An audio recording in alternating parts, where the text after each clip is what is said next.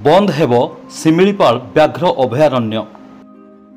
शिमिलीपाल व्याघ्र अभयारण्यर नियमित प्रबंध निमंते समस्त पर्यटक एवं आगंतुकों पई चलित मास 12 तारिख ठारू सेप्टेम्बर मास 30 तारिख पर्यंत शिमिलीपाल व्याघ्र अभयारण्य बंद रहिबाकु प्रशासन पक्षरु निष्पत्ति निया जायछि, जहाकी एक निर्देशनामा जरिया अभयारण्य क्षेत्र निर्देशक डॉक्टर प्रकाश गगिनेनी सूचना देइछन्ति।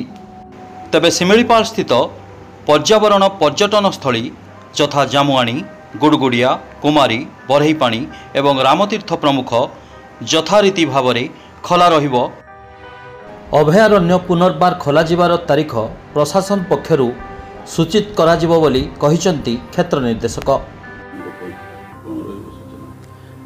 आमर जो एनटीसीए अनुसार टाइगर रिजर्वटा मानसून पीरियड रे बंद होची पाखापाखि 3-4 मास होची, तो आमर मानसूनटा छुईब कहते 10 तारीख, तेणु आम पाखापाखि 12 तारीख रु बंद करुचु। तो डे टूरिज्मटा बंद रहिबो।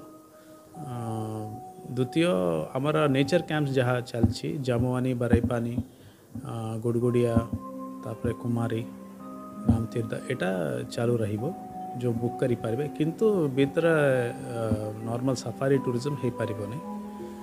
आम से नोटिस डाकिलु आउ पुनी सेप्टेम्बर एंड पर वर्षा देखिकी आम खोलू, यदि वर्षा बंद है खोल दे।